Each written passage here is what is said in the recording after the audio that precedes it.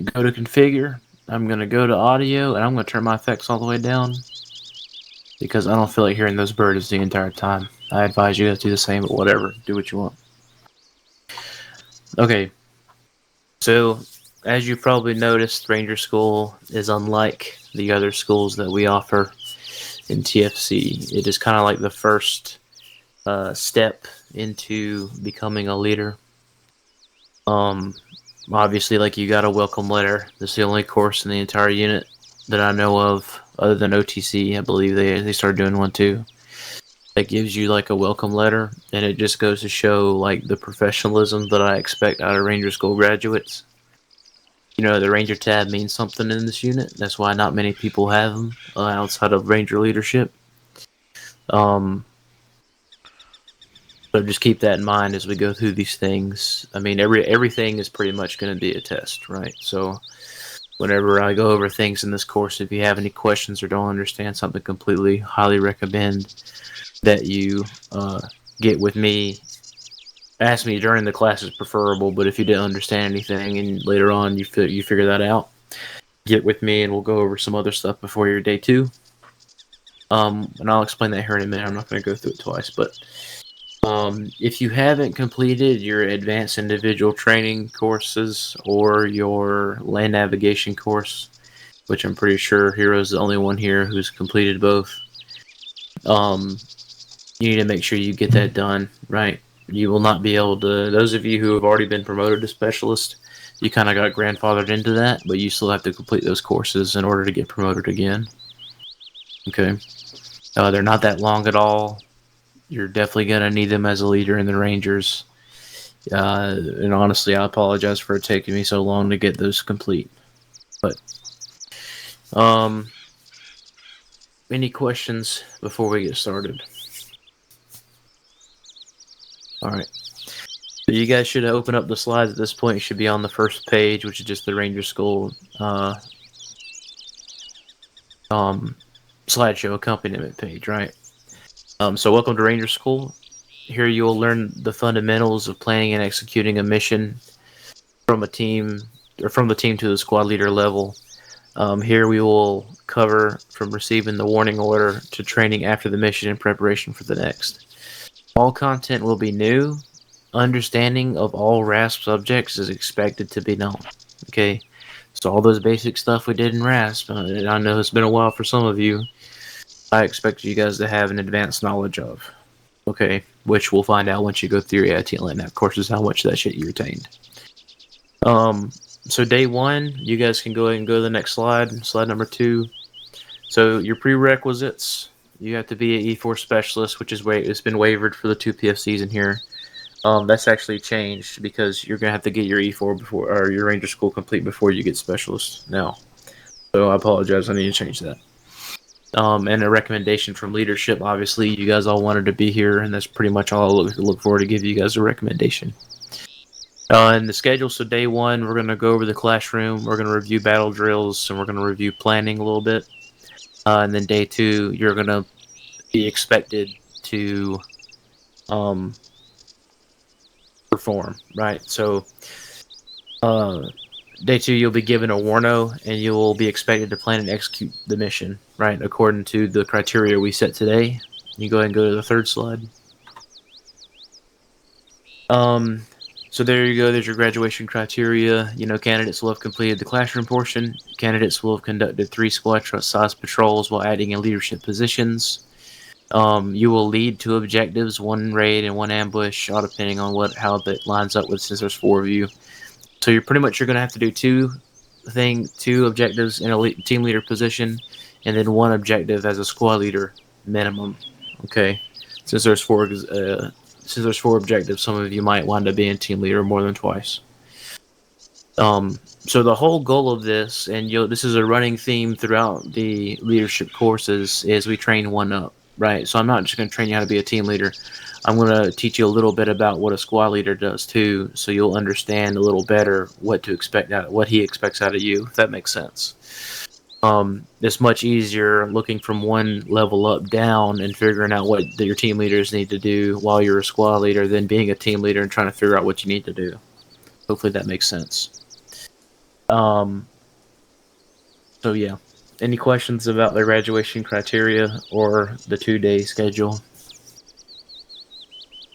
Nope. All right.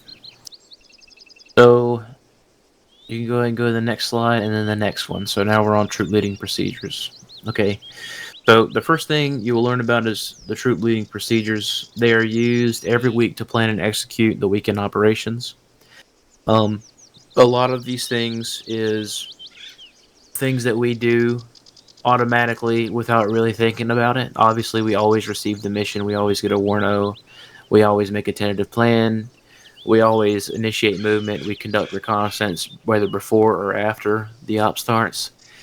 We develop a complete plan based on that recon. We issue an op order, which is most of the time just a brief before the op starts.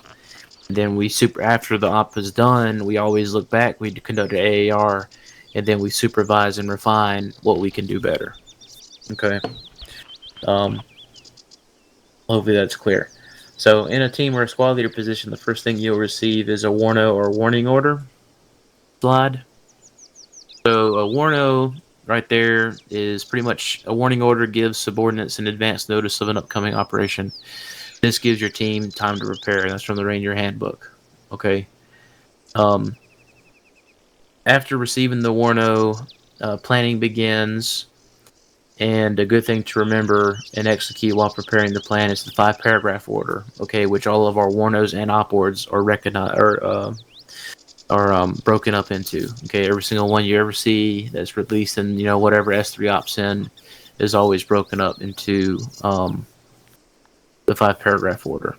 Okay, usually provided in a warno, but as always in your final plan or your op ord. Okay, next slide. There's your 5-paragraph order. So your situation, what's happening, enemy forces in the surrounding area. Mission, what are we doing? Who, what, when, where, and why are we doing it? Execution, how we will do it. Service and support, special items of equipment and vehicles. So if we need like heavy AT, if we're going to carry mortars, if we're going to do a hat team, whatever, that sort of thing. And the command and signal, radios, and other communication. So if you ever look at one of the op ords that are posted, it's always separated into these things. And you need to understand pretty much the basis around the 5-paragraph order in order to execute a mission properly. There's a lot of things that we look over in TFC, especially like the service and support and command and signal. We're more than likely only worried about the situation, mission, and execution, right? But understand the only reason why we don't harp on those more is because we've already established SOPs, which is standard operating procedure, if you didn't know what that meant, about doing service and support and command and signal, right? Like Ares headquarters is always on channel 9, GFC is always on 8, that kind of thing. Does that make sense? Yes. Yes. Okay, slide. All right, so now we're going to talk a little bit about route planning. Okay, so route planning is the team leaders and the squad leaders' responsibility. All right, it is an important step before starting is knowing if you will have transport, which is like vehicles or helos, as that will change your route drastically. Obviously, you can't go over a hill, or it wouldn't be smart to go over tall hills or mountains with vehicles, right? And sometimes, all depending on what map we have, you're instead of starting your route at the base, you'll start your route from the HLZ if we're taking helos and stuff like that. Okay. But while route planning, a good thing to consider is OACOC, which is one of those great acronyms that we use all the time but don't realize it, which is obstacles on the battlefield, like rivers, mountains, and stuff like that. Avenues of approach, where the enemy will likely come from. Key pieces of terrain or key terrain features, so like high ground areas that will give us or them the tactical advantage over the objective. Observations and fields of fire, which is we can get from recon. And not only while we're planning our fields of fire on the objective, but the enemy's observation and fields of fire as well. So when I'm looking down at our objective on the map, I got to think, is the enemy going to be able to see us approach from this angle? Or maybe if I choose to approach from the west instead of the east, maybe this, piece of this hill right here will cover our movement if we handrail it around. Things of that nature. And then cover and concealment is obviously a big deal, right? And the main difference in between cover and concealment is cover you can't shoot through, and concealment it just hides you, but it's like a bush, right? You can hide behind a bush, but they can still shoot through it. Any questions about Overcoke? All right.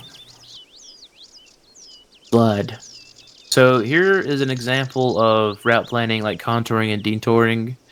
So we try to stay out of ODAs, right? Open danger areas. And you can do it a couple of different ways. There's, they have the way on the left, which is the contouring method, which is where you literally just go around. The biggest thing is, especially if we're using, and Hero, you might understand this a little better than everybody else because you've done land nav. But what I'm saying, if you're trying to shoot an azimuth and you try to do one of these things, contouring is going to be very difficult to get back on track on the same line, right? And last night we were doing points a click apart, but imagine if you're traveling like 10 or 15 clicks. In that case, if you're 5 degrees off, all of a sudden you're 200 meters away from where you're supposed to be. So you might want to use the detour like bypass method, which is you just do a 90 degree, you walk 100 meters, 90 degree, you go through the ODA, 90 degree to the left, in opposite direction, and then you go 100 meters back, and then boom, you're right back on your line. So those are just two different ways you can do that. For our level of technology, we always do contouring. So if you're the point team leader and all of a sudden you're about to walk through an ODA, just go ahead and just detour around or contour around and stay in the wood line. And remember, it's not just you out there. Make sure you give room for your team, like to your left or to your right, to get also in the wood line. You're not pushing them out there in the ODA because of spacing. Okay, that kind of stuff is just a little bit common sense. Any questions about that? Nope. Excellent. Okay, so the next one. So you have key points of interest.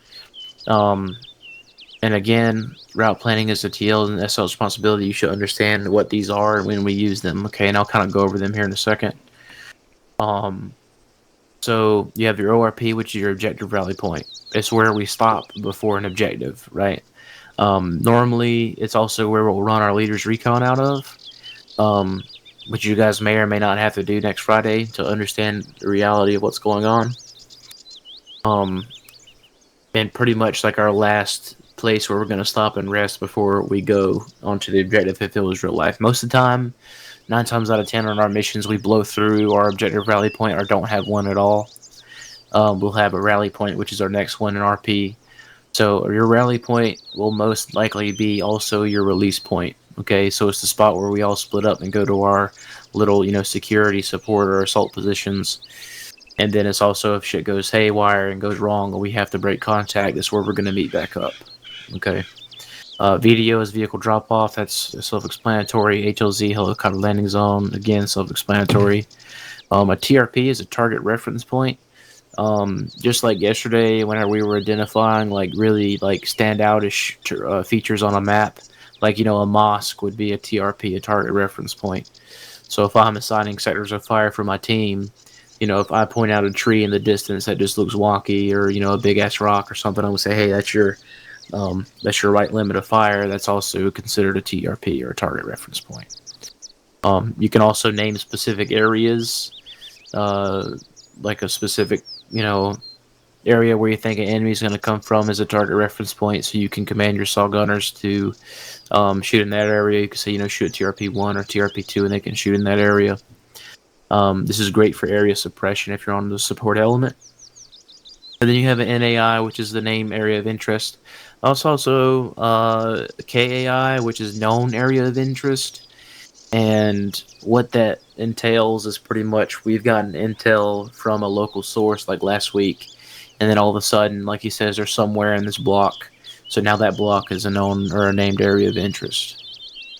Okay. Any questions about those key points of interest on the map? Nope.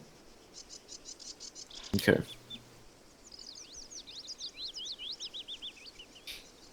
Let's keep going here. All right. Next slide. So plan the objective MET-TC. Okay. So leaders will set up raids and other objectives using MET-TC. So you have mission, enemy, terrain, troops, time, and civilian considerations. Okay. So obviously the mission is what we're doing. The enemy, I need to know the disposition of the enemy. I need to understand what kind of equipment they're using. If they have BGR 80s, AT4s aren't going to cut it. You know what I'm saying? If they have tanks, AT4s aren't going to cut it. We're going to have to roll heavy AT all around. That might also change, what route I take, if I'm going to choose to use CAS or not. All these things I got to take into consideration just in that one category. Terrain, I want to make sure, again, using the Oakoke, that I'm not going to enter into one of their fields of fire. I want to make sure that I'm going to put you guys in the safest spot possible for you to, pretty much close with and destroy the enemy. Troops is, do I have enough to accomplish the mission that I have? And also looking at enemy troops as well, but that's kind of also in the enemy category. But do I have enough? And do I have, the assets capable of destroying or, accomplishing the mission? And then time is, when do I need to leave? When do I need to get there? Is this going to be, do I have a certain time on the objective before something happens? Do I only have 15 minutes? These are all the things that we need to keep track of and know, that pretty much me and Bauer keep track of while we're running ops. And then civilian considerations. This is pretty much the biggest one as far as what kind of style we're going to go in, or we're going to go balls to the wall, or we're going to go in restrained. Obviously, if there's civilians on the battlefield, you can't use really much AT. You can't use your 320s. You can't use grenades. So it changes pretty much the entire style of the assault that we're about to go on. Okay. Any questions about METTC? No. Okay, we can go to the next slide. So when planning actions on the objective, you need to have pre-established assault support by fire, overwatch, and also like security positions. So overwatch and security is the same, okay? If manpower will allow, 9 times out of 10, we don't have the time or the manpower to set up security elements as a platoon. Next week, you will not set up security positions. I'm going to go ahead and let you know that right now. Okay, today we're going to go over platoon size planning and stuff like that. But understand you will not have 3 squads next week. You will have 1 squad. All right. When planning and placement order or order of movement, remember ass backwards or SSA. Okay. You always infill security, support, assault. So you're going to set in your security, you're going to put in your support, and then your assault's going to set in. When you exfil, you do it in reverse order. So you're going to pull out your assault element, then your support, and then finally your security breaks down and regroups at the rally point. All right. If you pull out your map and you look over at Abdera, I've marked over here a little plan. You guys see that? Hey, from yeah. Okay, so we're going to start over here at the VDO. Okay, I chose this area because it's by a building. It's easily identifiable by us. Enemy is more than likely not going to be in that area, and it's close to our objective. Okay. We're going to go up to the ORP. From the ORP, I'm going to go up to this OP, or observation point. And I'm going to conduct my leader's recon on the objective. I'm going to finalize my plan and make sure there's no surprises for us waiting there. Okay, and that's also, I'm going to leave 2 guys there, more than likely going to be the marksman team if we have one, as our security and overwatch. Okay, because from here, they'll be able to see all these routes in and out of the city. From there, I'm going to return to the ORP. I'm going to make sure to let everybody know, or the squad leaders know, the updated plan. And then they're going to let their team leaders know the updated plan, and then we're going to push out. So I have my support element over here. There it is, bomb support element. And then my 2 assault elements down there. And you can see that I've already set in my security, and then I'm going to send out the support. They have a shorter distance, so they should be there by the time the assault's probably around here. And then the assault will wait at the RP until the support is set. And then the assault will move up into their final cover and concealed positions. Okay, but understand, like, these things need to happen a certain way. you always want to try to make an L shape on the objective unless you have no other choice. Okay. And you always want to make sure that your support element have the best view on this area to be able to properly support and maintain fire on the objective as long as possible. Okay, which is what we're going for. If this was the support element down here, right, and they were set up, they had their 240s and stuff like that set up, as soon as this assaulting element made it to past this phase line, they would pretty much be cut off to this sector, right? And then as soon as the assault element moved, because now they're going to have to move down there and clear that, then now they're completely cut off. Okay. Which is this diagram with 2 support elements, or is that 2 assault? No, I was just making an example. Like if this wasn't here, we decided to do a linear instead of an L shape. Okay. Yeah, but no, we would never do that. Which is why these are both assaulting elements. So this was a full platoon, right? So you have weapons and then first and second squad. Does that make sense? Yeah, that makes sense. You always want to try to split your objective up the best as you can. I decided to use this main service road, or MSR, so that it's easily identifiable by the teams. They know that they're only going to cross this one road and not these, and then that way you keep your fires in check. They understand that they're not going to cross any of the phase lines, which I made also this first MSR, so that they can understand, until like everybody's online and ready to go. Okay, same deal with phase line Bravo. And then phase line Charlie is pretty much whenever you call that over the radio, we understand that, hey, we are ready to pull out because you finished the objective, which could also be considered the LOA, or limit of advance. Okay, typically our limit of advance is going to be this line right here. This red line is going to be our limit of advance for the objective. Most of the time we try to box it in that way as we can.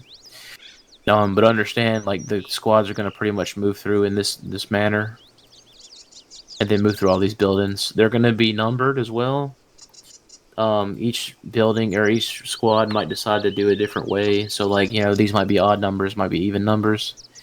So it'd be like, you know, this would be building, get the dot out. This would be building 10, 1, 0, and then 1, 1, and then 1, 2, and then this would be 3, 0, 3, 1, and 3, 2. And then, but over here now you got 2, 0, and then now you're gonna go to 4, 0. Does that make sense? You have evens and odds. Then that's just another way to make sure that your team leaders understand where they're supposed to be and not supposed to be. Okay. The goal here is to make sure that we're as organized as possible. And meanwhile, you have fully automatic belt-fed weapon systems firing on this objective. And which is another reason why we never cross the phase line, because once you say, hey, I'm going on to the objective, now this line of fire changes to this. Okay. And once you get on phase line alpha and you say, hey, we're crossing phase line alpha, now their fire is very limited. They're going to be limited to about like this right here, maximum. And then once you cross phase line Bravo, they're pretty much going to be on a watch and shoot cutoff. So they'll pretty much be looking over here and then over here. Does that make sense? Okay. And if you have any questions about why I set stuff up the way I did or whatever, now's the time to ask, because this is the kind of stuff you're going to be doing next Friday. Ranger School is really a time for you to think like 2 levels up from where you are now. If you're a TL, then you're thinking 1 level up, because this could also be, you know, if this was a smaller area, this could also be a squad size objective. You would just have 1 team as support, 1 team as assault. If it was just like, you know, this section here or something. So just keep that in mind. Okay. And then once you're finished, right, if we got to pull out, obviously we got to pull out the same way. Then, you know, your assault elements would look something like this. They would be pushed all the way through. And then your support element would be on a watch and shoot. And then perhaps now we're just going to sling these guys through this little saddle here.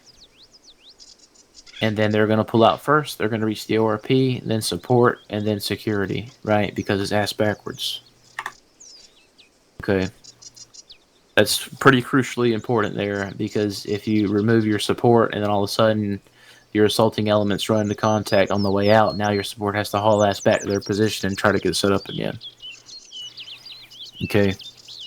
Any questions about planning a raid? Nope. Okay. And you can plan an assault the same way. Does anybody remember what the difference is between a raid and an assault from RASP?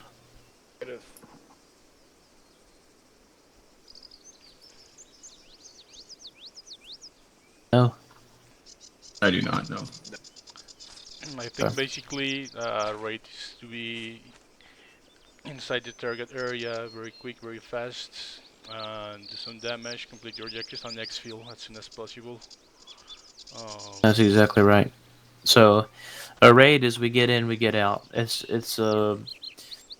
pretty much just an assault with a planned withdrawal, right?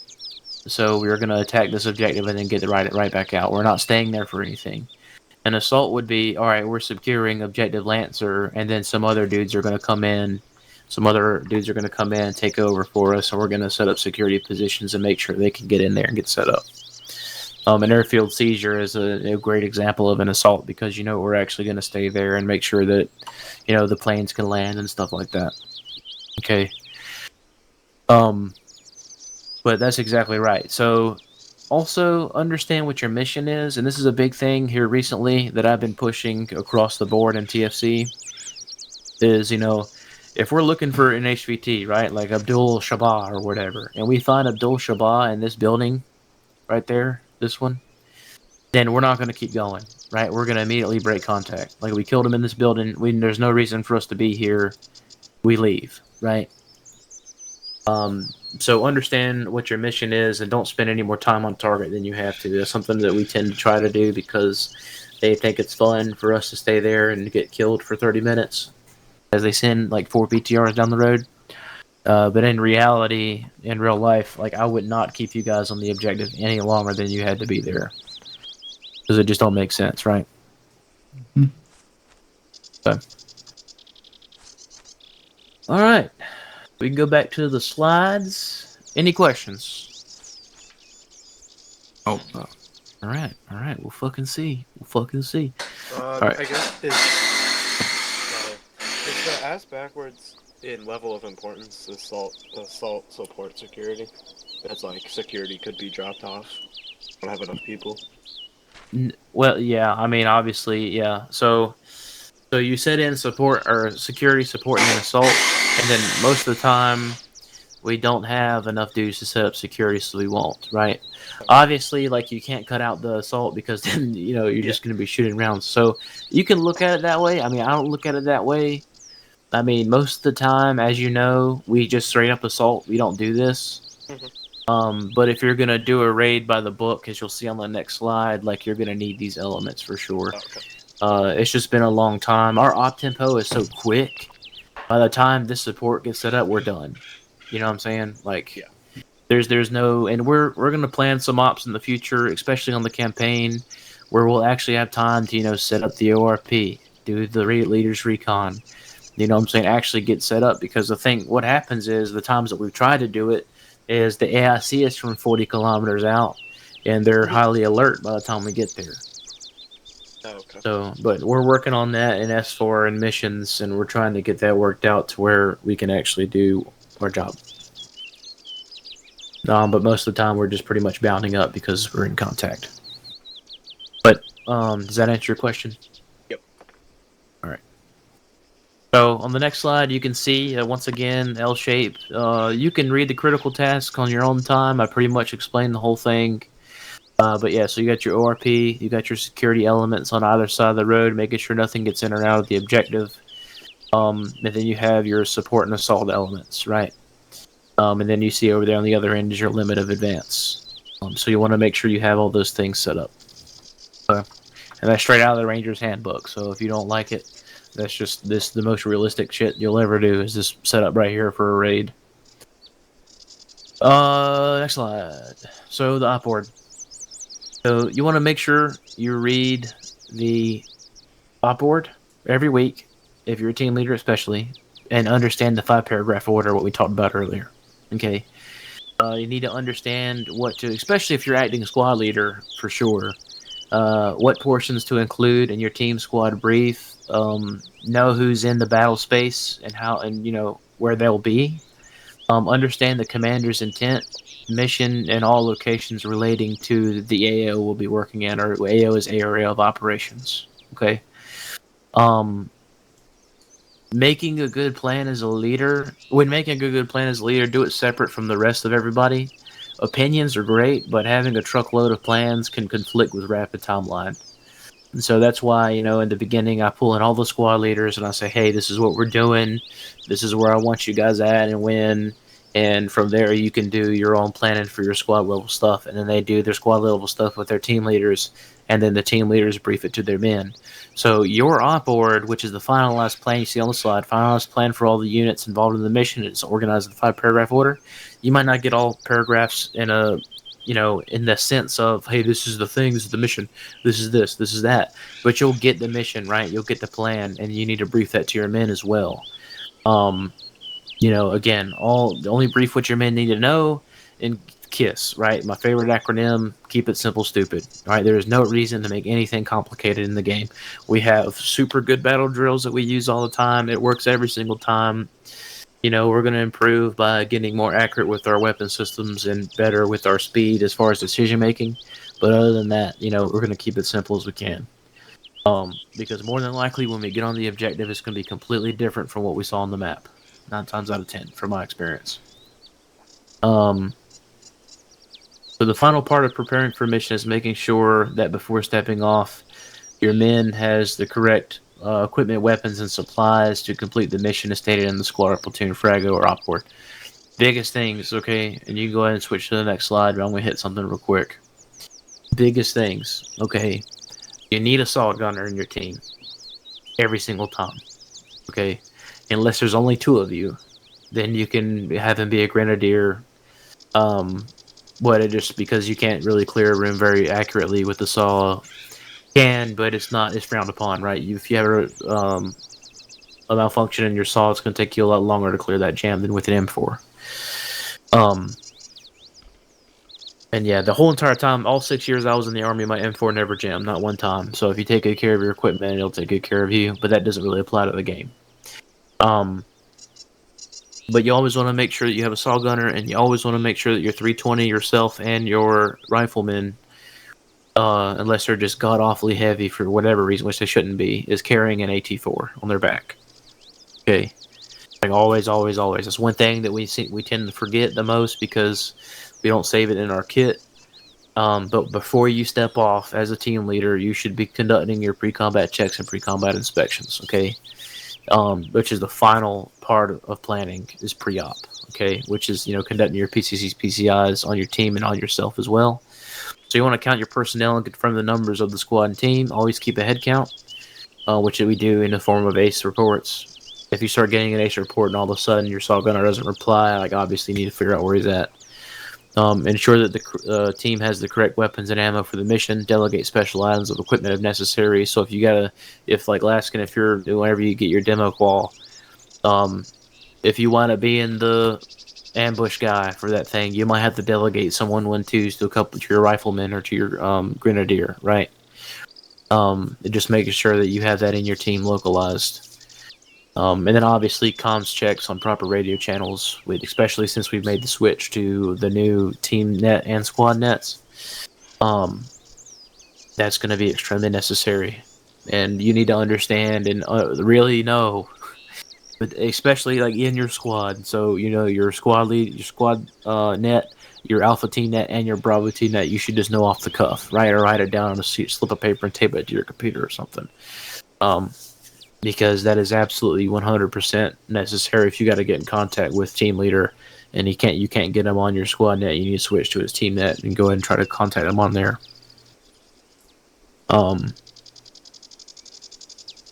So yeah, any questions about planning at all?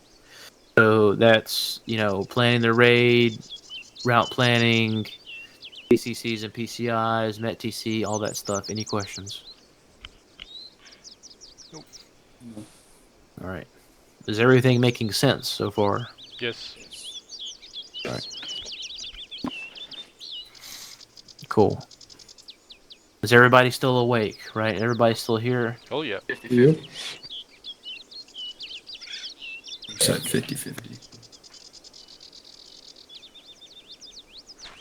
I've had a dude leave on me in the middle of a ranger school one time.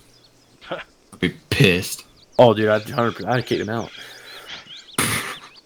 No, the unit. I'm just kidding. Really? Not immediately. No, I kicked him out of ranger school though, and then eventually left the unit. Anyway, moving on. The slide. So control. All right, this is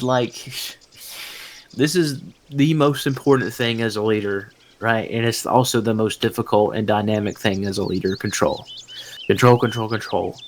And you've all taken, advanced CQB level 1. You understand a little bit about like how moving one little piece of the puzzle automatically makes you lose half of your control. And it's really based on, like we said in advanced CQB 1, individual proficiency, right? As soon as you let that dude cross that threshold and make that secondary stack, you've lost control, right? You have to count on him to do the right thing. But yeah, as a TL or squad leader, your control starts from receiving the warno and stems from what you brief your men throughout the entire planning process. Some important questions to ask yourself with, and this is like right before you step off or as we're briefing your men, is how well do my subordinate leaders or my team members understand the mission, and do they know enough to complete the mission if I go down? This is critical at my level because if I die, a lot of things need to happen in order to make up for what I'm not doing while I'm, obviously like getting respawned or whatever. GFC needs to be notified. Squad leaders need to make sure that they're staying online and doing things. And Carfano steps up and does a lot of that stuff. But if you went down, does your team understand? Like, if I go down, the mission doesn't stop. You know what I'm saying? If I go down, I completely trust the squad leaders that I have right now to complete the mission because we've done enough missions together at this point. They understand that, obviously, like, comms go down all the time. So it's not even like if I die. It's now if we go radio silent and I got to communicate only using signals, then, what am I going to, are they going to be able to complete the mission? And then here's a quote. Control will change how you plan and is determined by how many people are in your element. You want to keep teams and squads together the best you can. If you let elements get too far spread out, you lose control and maneuverability. And that's a quote from your ranger instructors. #me. But yeah, so control continues in the mission, but is different for every team and squad based on experience and cohesion. We have a lot of new guys, and we're about to have like 2 more classes of guys come in. I think we got 4 in this class, and we'll probably do even more in the next class. Give me 1 second, because class needs Zeus real quick.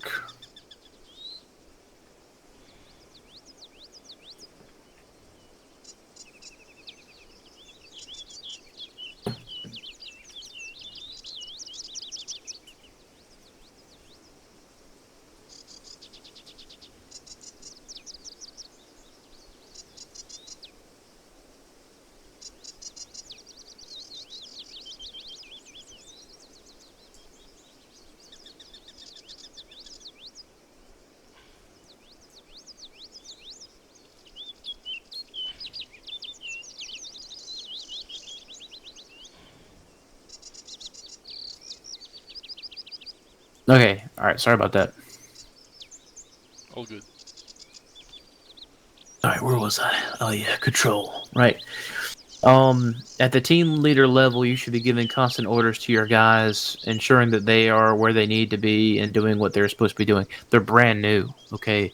You're going to have to micromanage a little bit. And as you gain cohesion and experience with your team, then you can start,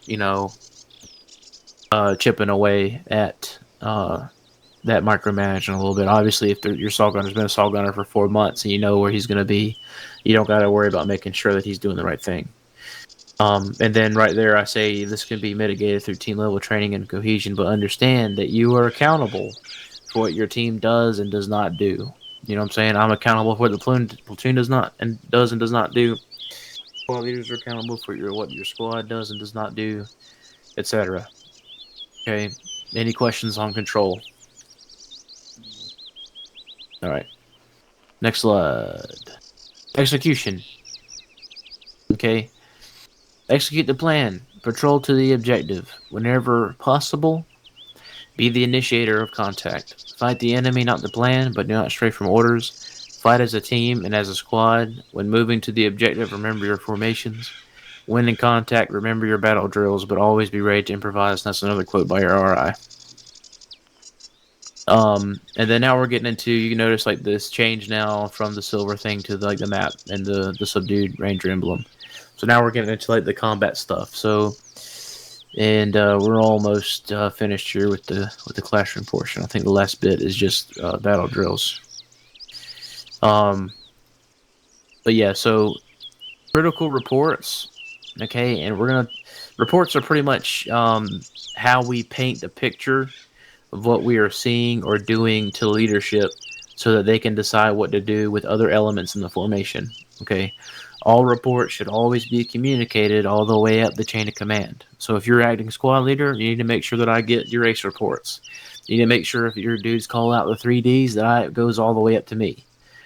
Okay, because just, if you call the description and say, hey, there's a platoon size element 12 o'clock, and you're just one squad up there by yourself, but I have mortars, I have a weapon squad, I have, a whole CAG detachment on my, trailing us, or the entire A troop trailing us, I can maneuver them around and, have them, we can do like a big ass, pretty much like task force attack on these dudes. And they can flank and make an L shape. So make sure that you're painting that picture for us, okay? But we're going to talk about contact reports first. So contact reports are used to communicate enemy presence.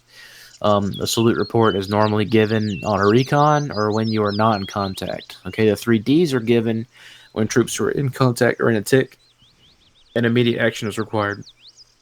So a salute report, again, normally each troop takes care of this, but if you're ever on a OP, Leaders Recon, you're going to need to kind of get this idea of what this is. So size, activity, location, uniform, time, and equipment. Okay, the biggest is time, activity, location, uniform, and equipment. So really time observed is really the only one that's not applicable. Sometimes it is, but I mean, if you're reporting it, unless you saw it 10 minutes ago and you're just now reporting it, then don't worry about the time. Okay. And then the 3Ds, and this is the one that you need to memorize and you need to make sure you're sending up to your SLs, is the 3Ds, right? Which we learned in RAS. So you have your distance, direction, and description. So how far are they? What direction are they in? Either an azimuth or cardinal direction or clock direction. They're north. They're north 300 meters. They're 300 meters, 12 o'clock. 300 meters, 1 o'clock. And the 12 o'clock is always the direction of travel. Okay, so if you're right in front of you, that's 12 o'clock. And then a brief description, they have AKs, they are wearing orange jumpsuits for some reason. They're, in the bushes over there, behind the rocks. It's not only what they look like, but it's also a description of their location as well. And the wood line, stuff like that. That way, whenever I look at, my 12 o'clock, and you say they're over that hill, or they're firing over that hill, I'm not going to waste my time looking in this field in front of me. I'm going to look straight up on that hill. So it kind of mitigates how much time we're trying to figure shit out.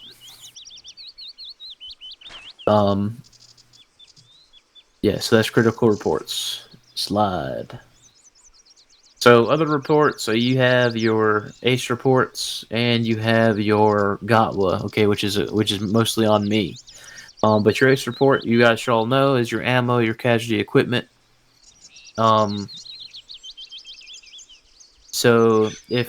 ammo is if your ammo is getting low. We need to know, especially for your SAW casualty, if there's any wounded or killed in your team and squad, and equipment if you've used any special equipment like AT, demo, all that kind of stuff. And you pretty much have like green, yellow, amber, red, and black, I believe is all the colors. From best to worst. So if you're green, that means nobody's wounded. If you're yellow, you're walking wounded. So like what I mean by that is, you're not walking all the way. So you need a stitch or something like that from a medic is yellow. Or you've lost blood and you have a guy that needs blood, that's yellow. Red is like bad, so like, hey, I got an unconscious casualty over here, and like black is, hey, he's dead. I got one black, he's dead. For sure. And then you have the contingency plan, which is your GOTWA. So your GOTWA is pretty much what I'm going to give to you guys whenever I leave the ORP to do Leaders Recon, right? I'm going to tell you where I'm going. I'm going to tell you the others I'm taking with me. I'm going to tell you when I should be back or what time I should be back, what to do if I don't return, and then actions if one of us gets into contact. So I'll be like, Laskin, I'm going to take Luke. I'm going to take Nesbit. We're going to go to Hilltop 4-5 to conduct Leaders Recon. I should be back in 10 minutes. If I don't return or we have radio silence for more than 10 minutes, then you come and get me. If I take contact, you'll come and get me. If you take contact, we'll try to flank around whichever side that you need us to. And that's pretty much a GOTWA, right? So it's pretty much giving you all the stuff you need to know for whatever happens next. All right.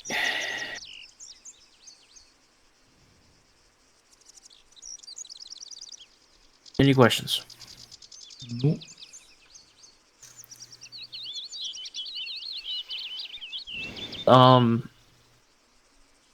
So another thing I'm gonna go ahead and mention here that we don't normally use is, whenever we've conducted a raid and we've pushed through and we've reached our LOA, or you've done your battle drill, you've entered and cleared a bunker, you've secured the area, you hit your limit of advance for both your teams, we might call for EPW and search. Okay, and what EPW and search is, enemy prisoner of war, and search meaning SSC, sensitive site exploitation. Pending the conditions, and litter teams will also be assigned pending the circumstances. So, for example, if we took heavy casualties and we call for those things, they're always going to be your riflemen. Okay. Everybody else needs to maintain their security positions.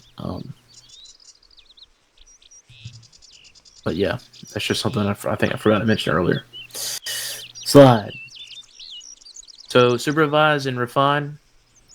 After the mission is conducted, think back on what could have been done better. It is your responsibility as a leader to train your guys and make sure that they are mission ready. There is always something you can do to work on and get better at. Learn from your mistakes and refine what you did right.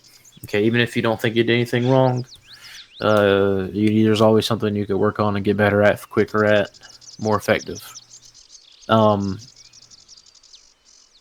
So before we get into battle drills, which is kind of the last classroom part, we got a little practical stuff we're gonna do. I just want to mention, your team is gonna be your responsibility when you get to that point. Okay, whether it's a gun team and you only got one guy, or you're a fire team leader and you got 3 guys, those dudes training is your responsibility. You need to make sure that, hey, I have a private, he needs to get promoted to PFC, he needs to go through AIT. He needs to do land nav course. He needs to do this. He needs to do that. Because the fact of the matter is, at this point in the Rangers is, it's me and Carfano keeping track of all that stuff, which it should fall on the squad leaders and on the team leaders as well. I really encourage the squad leaders to make their squads their own, and I'm going to encourage you to make your teams your own. Okay? It's pretty much kind of a trust thing that we're doing, giving you guys charge over 4 other people or 3 other people, right? And we want to make sure that our leaders, all of our ranger leaders, everybody who's a tab is pretty much a leader, are capable of being one. Okay, even if you are a PFC and you have a tab, if nobody's there and you're the only tab there, more than likely you're going to get picked to lead a team. Because after next week and you complete your lanes and you graduate ranger school, you'll be 100% capable of leading a team or squad on whatever mission that we give you. So yeah, just make sure that you keep higher professionalism, things of that nature as well. Because we take the leading and the training in this unit pretty damn seriously, especially in Rangers. All right, let's go to the next slide. We'll get into battle drills. Okay, so troops in contact should always gain fire superiority to disable enemy fires and movement. Battle handover should take place between the support by fire and the assaulting elements when the assaulters begin to close width, which we'll kind of go over here in a second. Suppression should be maintained by an Overwatch SBF position, aka the Alpha team, throughout the objective. Team leaders should maintain appropriate rates of fire per squad. leader guidance while also monitoring ammo counts. Rates of fire should be altered to monitor and conserve ammo to prevent complete depletion of supply. Okay, and you guys will learn a lot about rates of fire and what that means in AIT. It is imperative that team leaders are experts on conducting battle drills while also maintaining control of all elements within the fire team. Okay. Gonna look here at this first, so slide number 21, react to contact. So you see that they have taken fire from this little position here, and Alpha Team immediately returns fire and gets down into a covered or concealed position. Obviously, they didn't have any cover, so they just have to get down the prone and make themselves as small as possible. And then you see the squad leader is going to crawl up as well as the Bravo team, and they're going to make a base of fire. Okay. And then you go to the next slide, and you see, boom, they made a squad size. The squad's online. They made that base of fire. This is what I want to see next week. Okay, this is what I want to see. If you take contact from the front, you're going to get the squad online, figure out what's going on, or if you're the squad leader and you say, okay, I want them to bound and you want them to make an L shape, and you can. If you want to bound through the enemy, you do it like this. Okay. But in this case, like in the next slide, you'll see that, okay, we're getting overwhelmed by this well-prepared position. So we're going to decide to break contact. So now Alpha Team is going to pop smoke, local smoke, and then they're going to bound back one time, and then they're going to keep the fire up. You never want to move a team unless they're under suppressive fire from your adjacent team.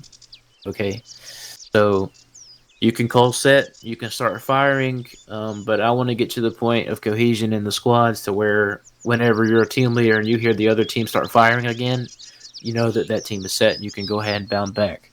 And you'll continue to bound back until you're far away from the enemy. If you go to the next slide, the team moves to the next cover and concealed position, and they just maintain that base of fire. Okay, give me 1 second, I gotta get a drink.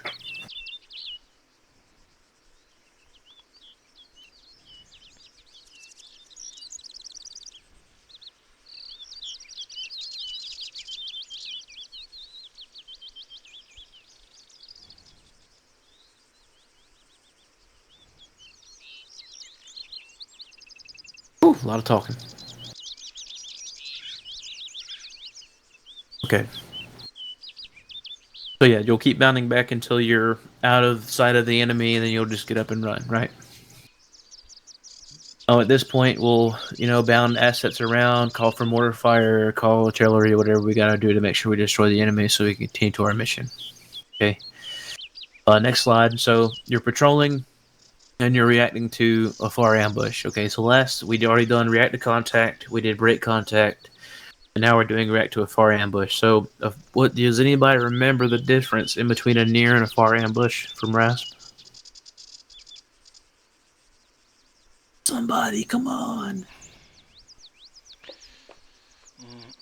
Isn't it like near ambushes are like 50 meters or less? That's close. I would consider that correct. But normally we'll just say within grenade throwing range. If that makes sense. So, but for sure, like I would also consider 50 meters to be pretty damn close if you're taking machine gun fire. But yeah, so you react to a far ambush. You take fire from pretty much a direction, whichever direction the ambush is in. You do the same thing, right?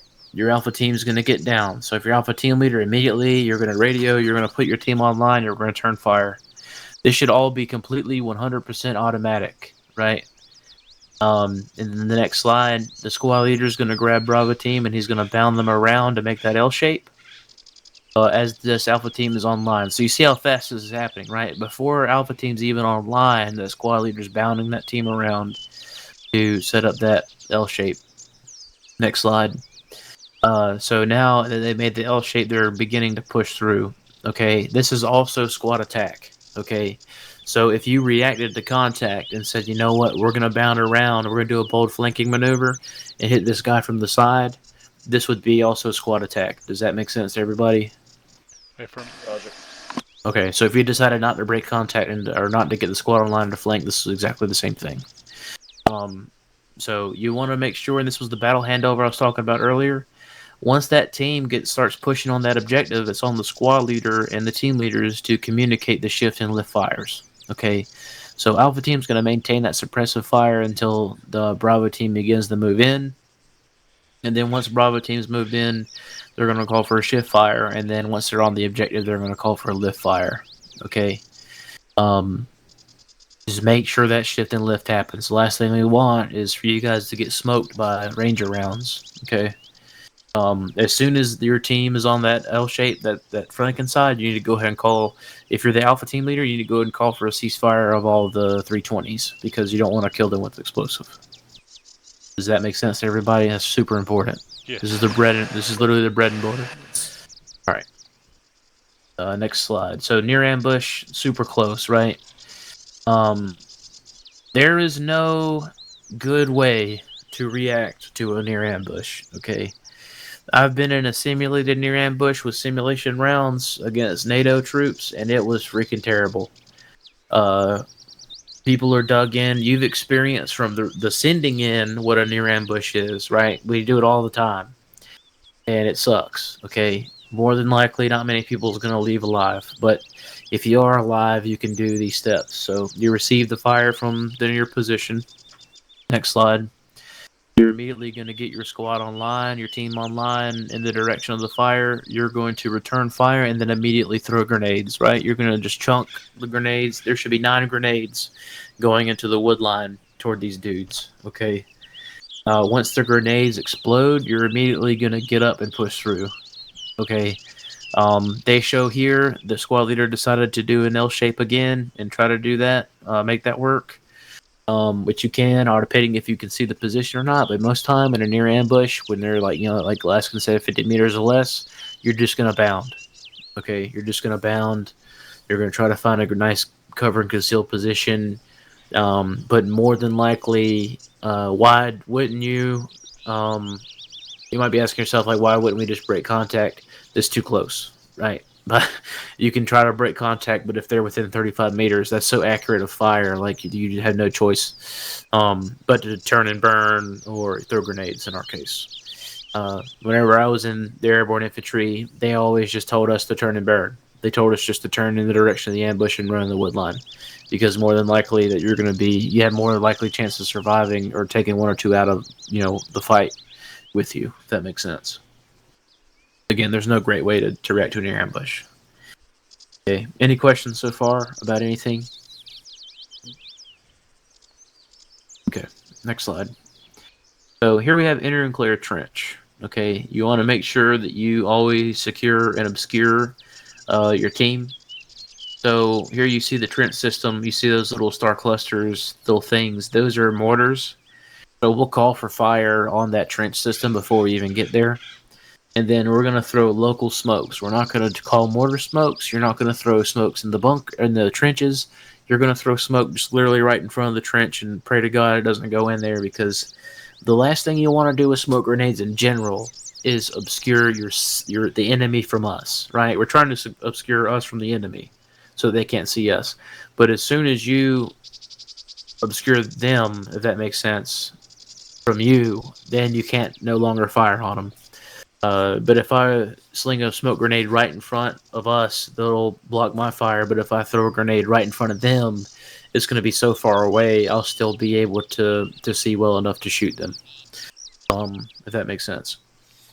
So you see here we make a lane, right? So you see the 2 support by fire elements on both sides, and you see that assaulting element in the middle. So once those fires are stopped in the trench, the artillery, that middle element's going to run into the trench, right?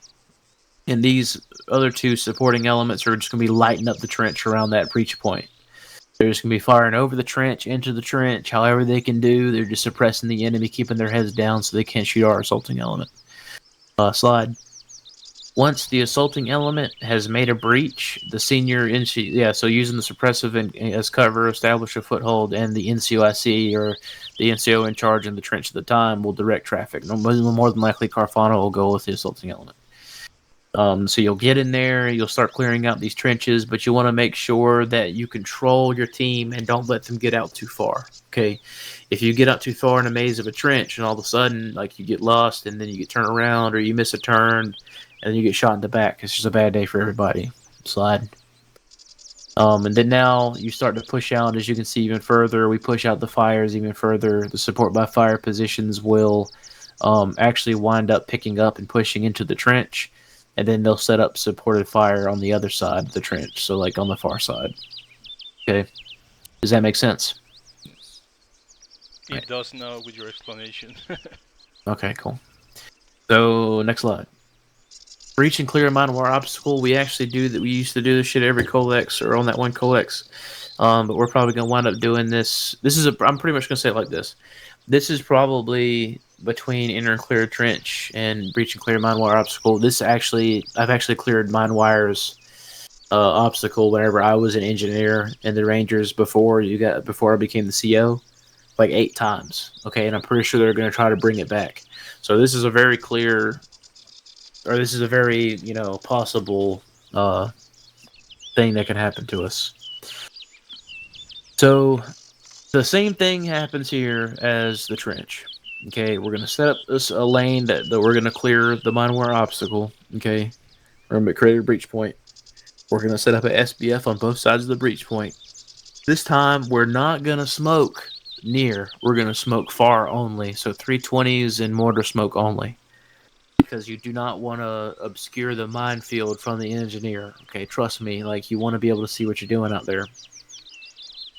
So the engineer's gonna go up, or the demo guy's gonna go up. He's gonna clear through the minefield. He's gonna make a breach in the C wire or whatever is up there, and then we're gonna decide whether or not we're gonna go heavy left or heavy right. If you go to the next slide, you'll see that we wind up going heavy left. So that left support element picked up and pushed through. And then notice how they pushed through to the left. Okay, they didn't push through to the right. If they pushed through to the right, then that support by fire position in the rear would no longer be able to fire on the objective. Does that make sense? So we try to cattywampus, if that makes sense. Have you guys ever heard that word? I'm from the South. You're going to try to cattywampus your breach point to where your support by fire on your light side, so to speak, not your heavy side, will be able to maintain fires on the objective as long as possible. Until that other support element gets on the other side, and obviously then boom, they're going to start firing and give suppression for that rear element to push through. Okay. Key notes here: you want to make sure you follow the path of the engineer. You're always going to go through the minefield in a file, okay, and you're going to follow the signals, whether that's going to be chem light trail, flag trail, whatever. Your team leader will know. I guarantee your team leader will know. And whenever you're a team leader, you'll have demo class, you'll be demo qualled, and you'll know what signals that we use in the Rangers. But you want to follow him to a T, because if you deviate and get blown up by a mine, it's on you. Okay. See, next slide. Okay, so this is important because we're about to literally do a practical exercise on ambushes. There's 2 types of ambush. Okay, you have a linear, which is where your assault and support is right beside each other, and then you have your L shape. Okay, your L shape is always going to be the one you want to try to do no matter what. Okay, most of the time we'll push our assault element back like 10 meters and then try to tilt our support element so they still kind of have, like, quote in quotations, a little L shape, right? They can still shoot down the road without hitting the assault element. But in this case, you see, and I'll expect this out of your planning here in a second, you have a kill zone where your demo will be, okay? You'll have your security positions. You only need 2, you don't need 3. And your security positions are both going to keep vehicles from leaving your kill zone, but also more importantly, going to give you that good, nice early warning for your for the convoy coming in, right? You want to make sure you have as much advance notice as possible for your ambush, so that you can pretty much get it sorted the best way that you can. And then below you have the L shape, so your support's going to be to where they can see the kill zone entirely. Your support is also known as the short leg of the L-shaped ambush. Is going to have all your MGs in it. Or, whatever element has the most MGs. If this was a squad size ambush, you would put both of your MGs on that support element in that team, and you would flex a rifle to the assault. Does that make sense? So you'll have as much firepower in that kill zone as you possibly can. After your ambushes, your demolitions went off, we've done our hot minute, we went cyclic for a minute in the kill zone, we've killed everything in there. We'll go on a watch and shoot normally for about 10 to 15 seconds. And then the assaulting element will push through the kill zone and double clear. Okay.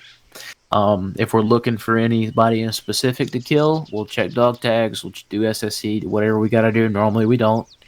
In fact, here recently, I've kind of gotten away from even pushing the assaulting element through, but for the class, we'll just say that you do. Okay. Because obviously, if all the vehicles blew up initially on the ambush and nobody got the vehicles, I'm not going to waste your time or anybody's time. We need to get out of there. But yeah, this is the only part you're worried about as far as planning the ambush. So just make sure you have your security or support in the assault, and then this is also where you use ass backwards, right? You're going to place your security, you're going to place your support, then you're going to place your assault. Okay, it's the same rules here. All right.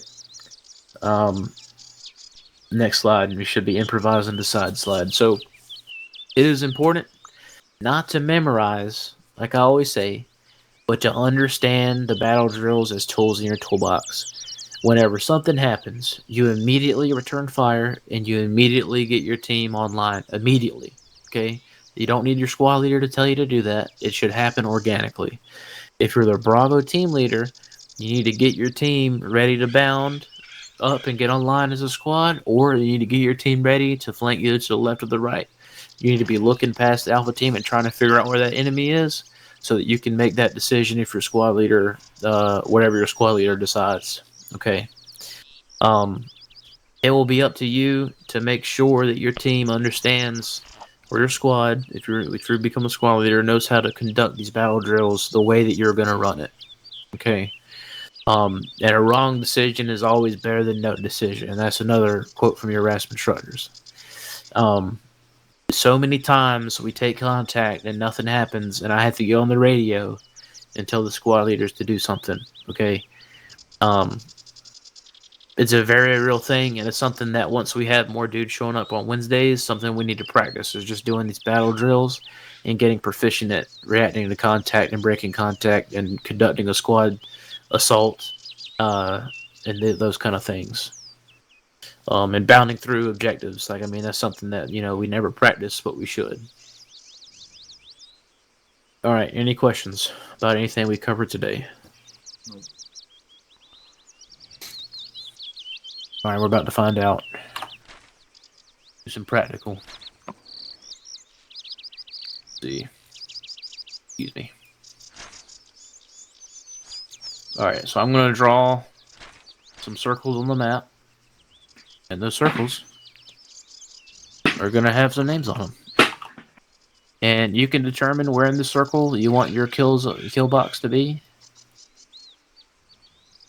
And what kind of ambush you want to do. And you got to set up an ambush from start to finish. And then you're going to have to brief me on the ambush, how it's going to go down. I'm just going to spell hero like that. Okay. Direction of travel is from north to south. I'm sorry, from south to north, excuse me. This way. On that road.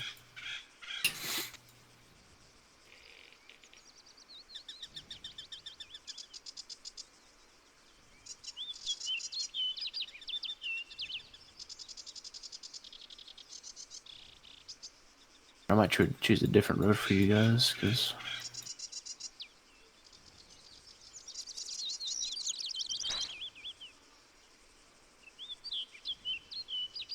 Here's your Zolly. Here's this road. They're traveling that way.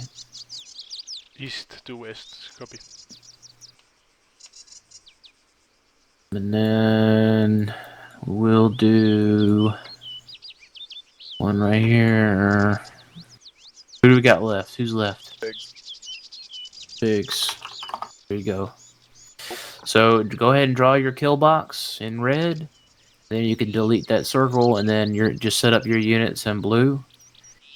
You can use the. Let's see which ones I want you to use. Hold on, it's not letting me for some reason. There we go. The infantry things. So like it should look something like this. These ones. Right. And then for your support, you can use the diamonds, the unknowns. Like that.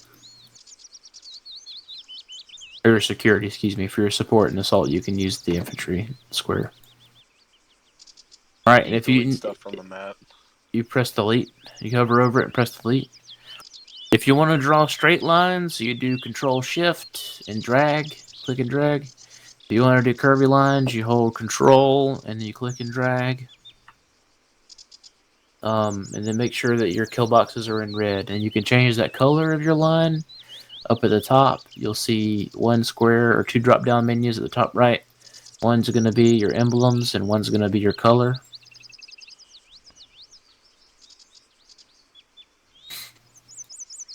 My delete key is not working. Hold on, I got you. Oh, there you go. Right, of course, when I bring it up, it works.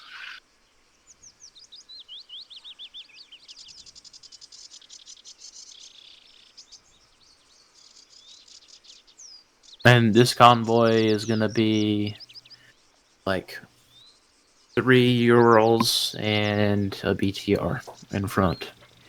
So you want to make sure that your kill box is appropriately long. More than likely, you know, these things are going to be like 100 meters. 100 meters kill box, probably.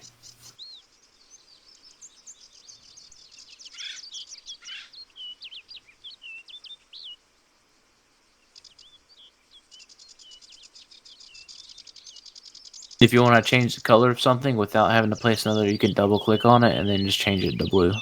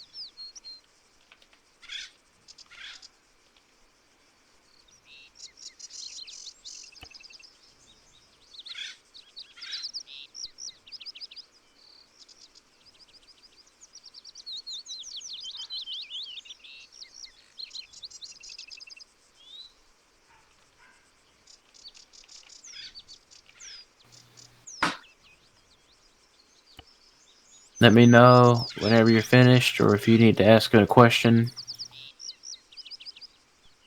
Gotcha.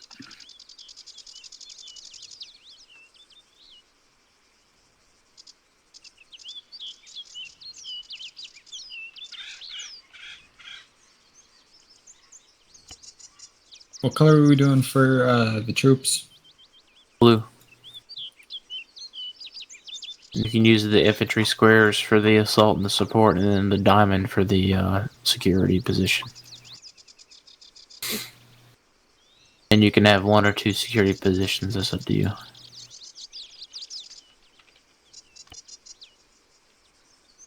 If you need a reference, you can look back on that slide with the ambushes on it. Laskin's finished. Oh, that diamond. I forgot about that one.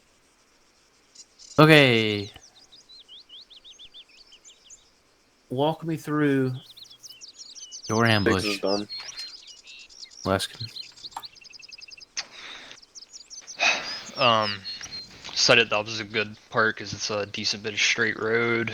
It gives a little curve for the support to set up on, so they can fire, down here without hitting the assault.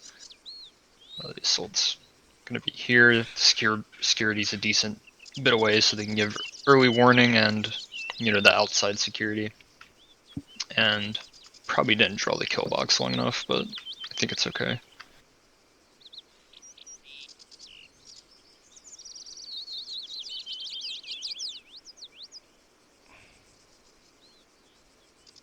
And you want your elements to be about 5 meters off the road. Oh, that was just a misplace. I don't know how to move. If you hold down Alt and then click, then you can move it around. Oh, okay, thank you. You're good.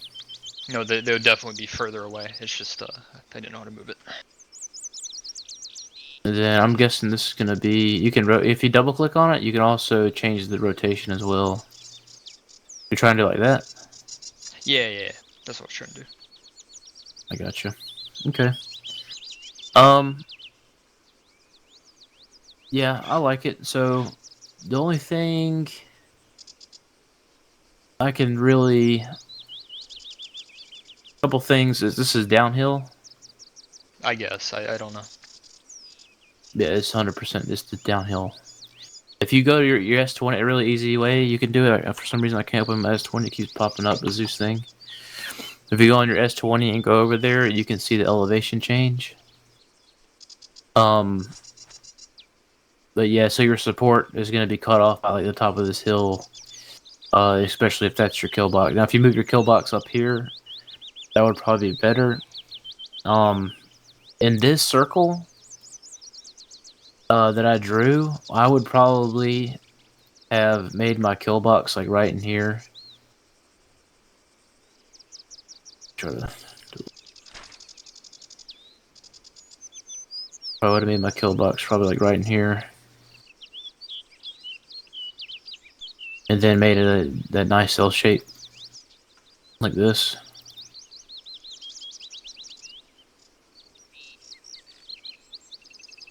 So you have your support over here.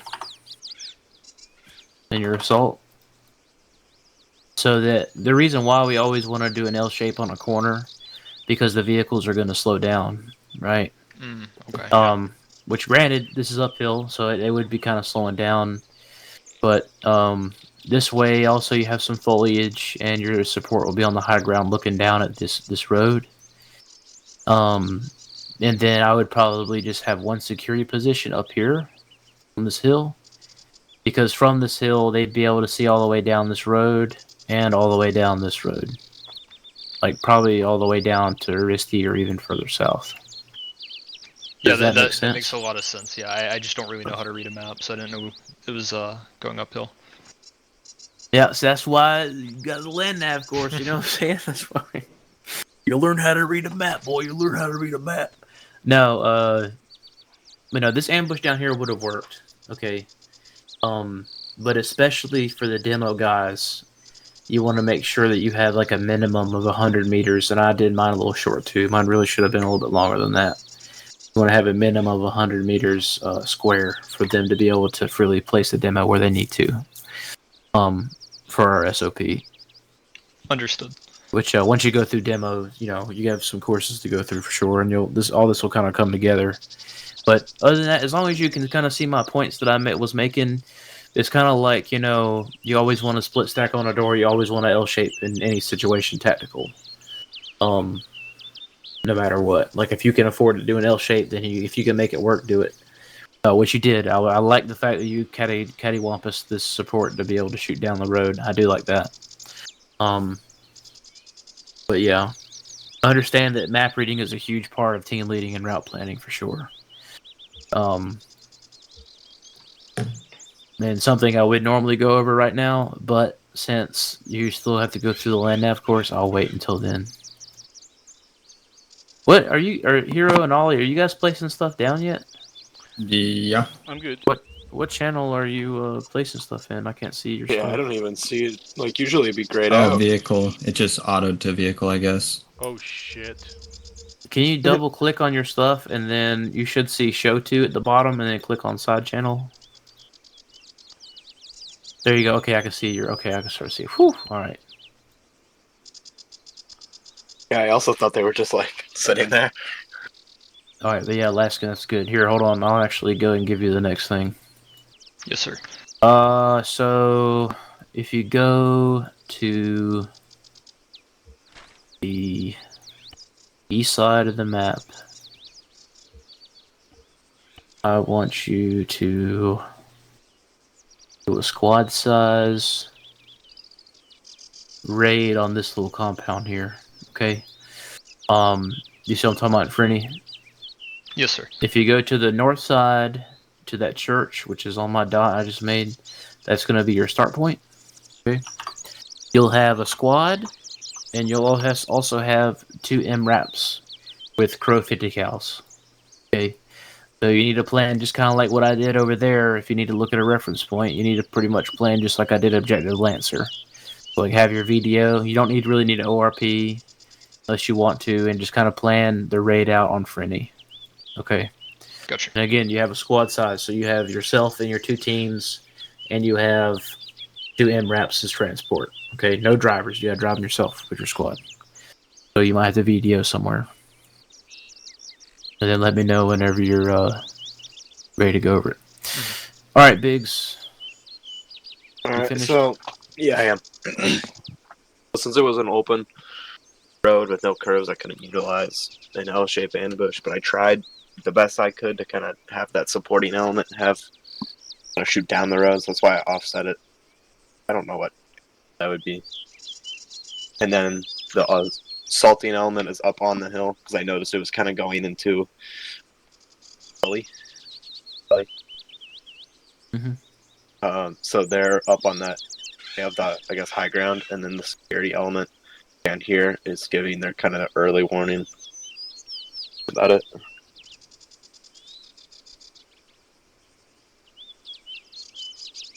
All right.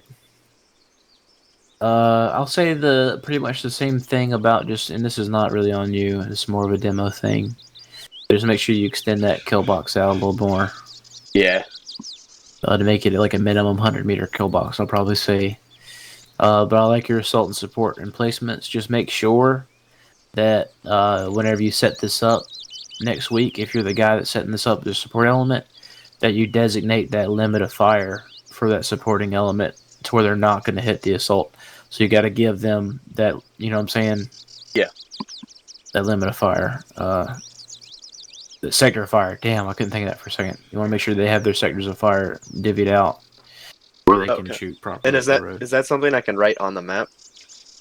You Or is that can more of draw an this in-person flat ass kind of line, and then you can come stand right here, and then tell the HEs or whoever the team leader is over there, if you're the squad leader, that hey, this is your line right here. You look at the white line and make sure your dudes understand. Don't shoot past that line. Don't to the left. Okay. Because I hope you guys understand, you will be doing this next week, right? And it's gonna be random. So one of you's gonna be doing ambush, and 3 of you is gonna be planning assaults or raids. So for sure, and you'll be leading him as a team leader and as a squad leader. So yeah, definitely. All right, who's next? Oh yeah, wait. Let me go and give you your thing. All right, so your objective is going to be. Where is it at? Okay, right here. It's gonna be in Galati. Draw you a little. You are gonna be raiding this compound with same shit, okay, for everybody. So go ahead and pay attention, everybody. You're gonna have a squad. You're gonna have 2 MRAPs. Okay, that's it. You make sure you do your phase lines. Split it up if you want to. It's only a squad size, so you don't really have 2. And then make sure you have your VDOs and your RPs and your all that kind of stuff. And I'm not seeing it. Your start point's gonna be right here where this rectangle is. Oh, perfect. And then Galati, this is gonna be your objective. Oh, okay, perfect. Okay. And if you have any questions, then make sure you ask me, because this is the time. Next week I won't be telling you shit. All right, Hero, you ready? Yep. All right, let's see it, dude. Walk me through it. Have the security up on the hill so they can look down the road to the south to watch for the oncoming vehicles. I had the assault set up in a V-shape. Yeah, a V-shape to have intersecting fire, and then I tried to get the L-shape as best as possible with the support. But the curves in the road is kind of hard to get good spots, especially with elevation. So I kind of just nuzzled support up at the top. And looking at the contour lines, it doesn't look like it's a decline anywhere, so they should be able to see down. Yeah, for sure. And just real quick, I'll go ahead and tell this to everybody, so everybody listen up. If you reach your marked point on the map and you get there, like I said earlier, 9 times out of 10, it's not going to look like what we thought. You can, if you get to this point right here, the support, and you say, "Shit, I need to move up to here," go ahead and do that, and then just let everybody know what you did. Okay, and mark your new position on the map on the S20 or some shit like that. But understand that you're in charge of your team, and if you can't see from where you're at, you're not going to be effective on the thing, and you can move your team wherever you need to. All right, as long as you're not starting to get into shooting at the assaulting elements. All right. But yeah, you want to make sure your demo initiator is in this assault element or in the support. Actually, he needs to be in this assault element. Yeah, looks good, hero. Looks good. Let's get you a little raid.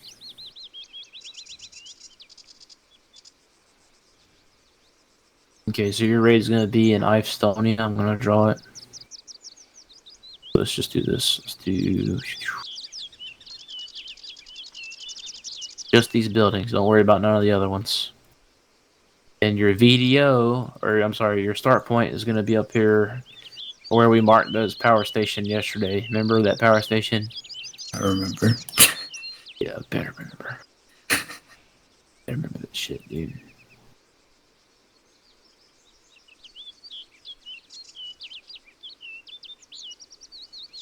Okay, alright, Ollie. Yeah, you see your start point, yeah, so that's gonna be your start point, so yeah, you just gotta Yep. go ahead and do your thing. Alright, Ollie, let's hear it. Alright, let me just take a look. So, well, this is a tricky one. Terrain is not in our favor.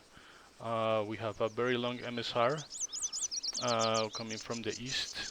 So, situation with hill 6-8 is the most elevated position we can have.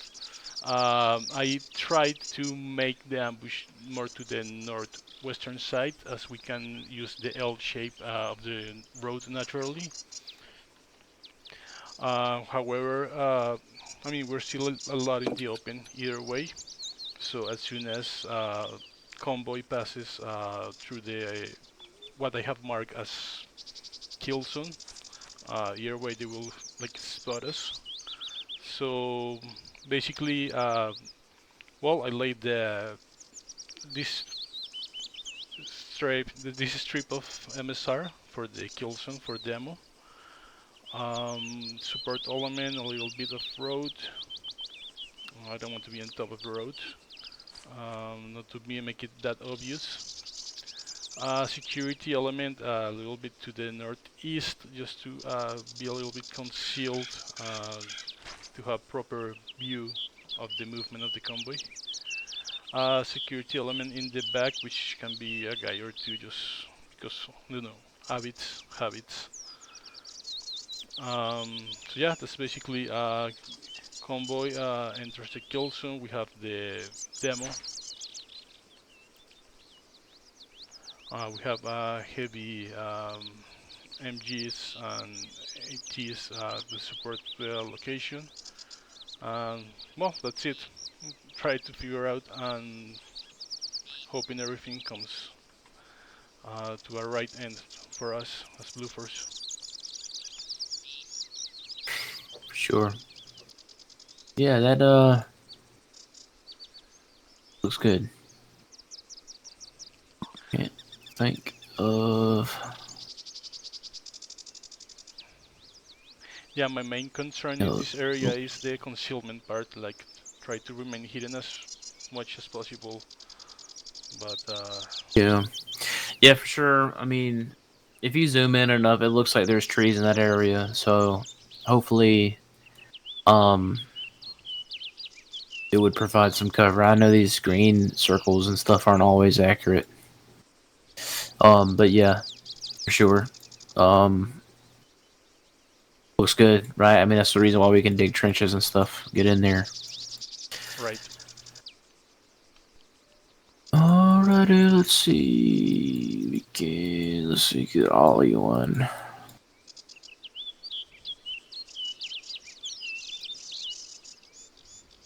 Let's do.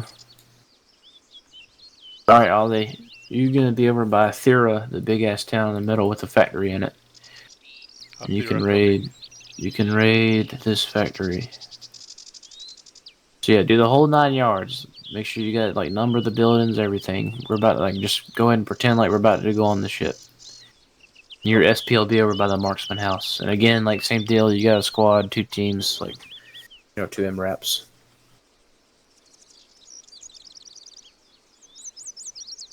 Copy. Yeah.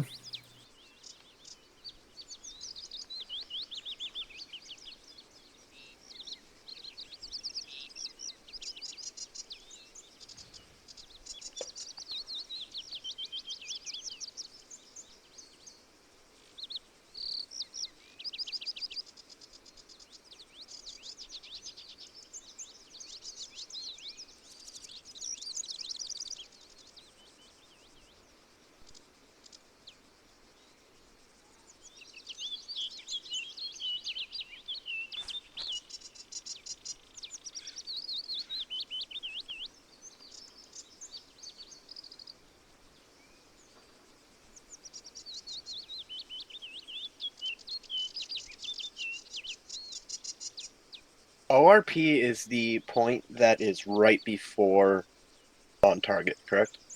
That's your rally point. Oh, that's rally point. Then ORP is ORP something. would be all the same thing as your VDO in the scenario. Is this Biggs talking? Yeah. Yeah. So your VDO would double as your ORP. You don't have to mark that. Oh, okay. Yeah, I highly suggest not VDOing in the middle of the road though. I would push it off like over here or something. It was more general marks. Just get the plan down. I was gonna say. Listen, man, trust me, from my experience, you do this shit next week, your dudes are gonna stop in the middle of the road and they're gonna get out. Yeah. I'm telling you, like. So it would be an RP in this. Right. Yeah, that'd be your If it's rally right. point. Right. Okay. Yep, it's where your teams will split off and do their own thing. It's gonna be your rally point / release point. So it doubles as the rally point and release point.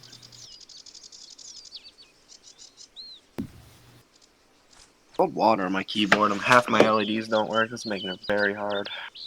That delete key. Laskin's finished. Team at 1 second.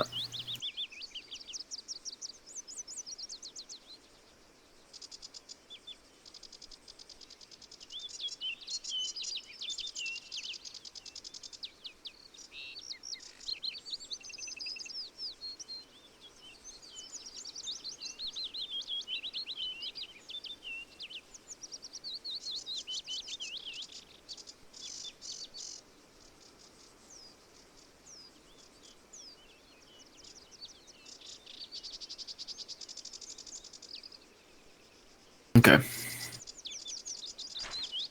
Yeah. Not you. Let's hear it. Alright, so put the video here because this fucking tree line should give, like, concealment from our video from the objective. I have security moving up here because it's high ground. It should give them good eyes outwards.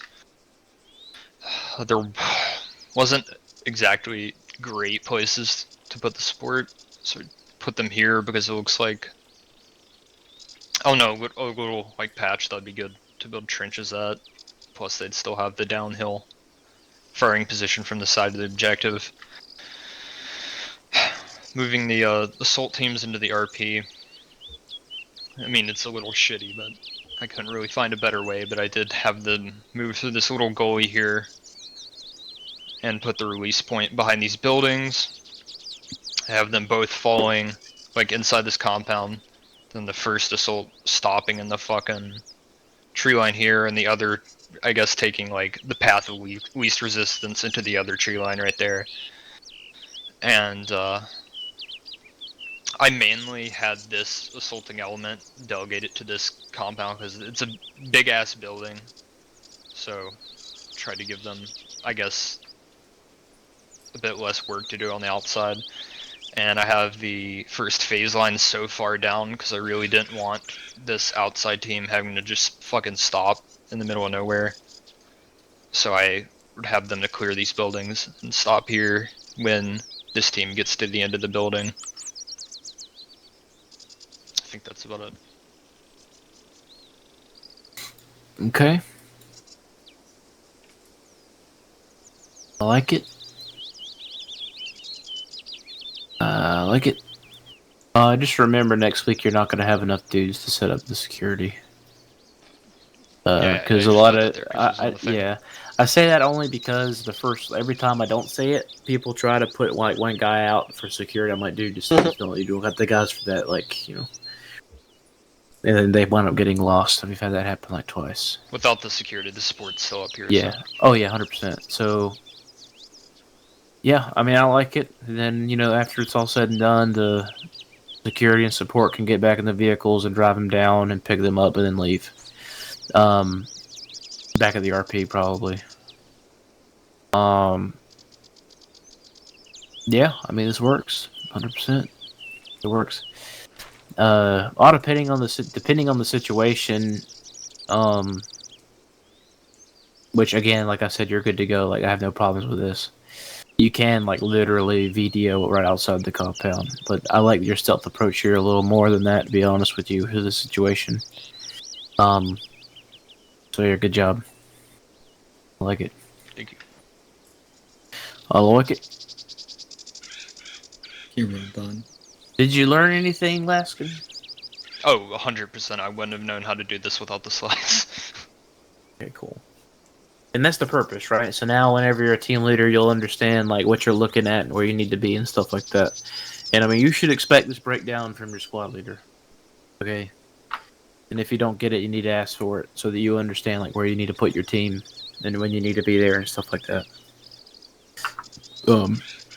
And now it also gives you guys like the biggest reason why we decided to make Ranger School what it is instead of doing BLC, which is simply just me talking at you and not really teaching you much.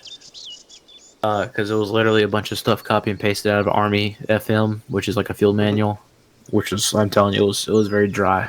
Very dry.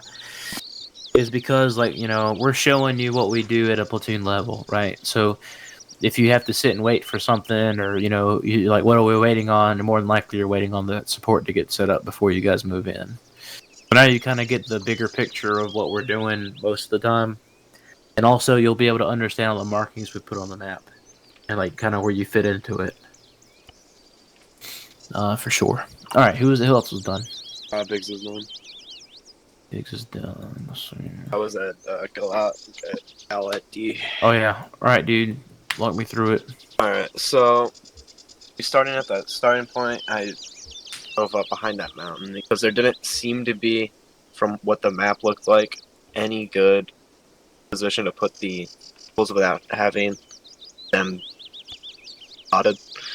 So then I would have a leader's recon on the top of that hill looking down, depending on how big those buildings are. So if they're a little bit taller, you might not be able to see into it.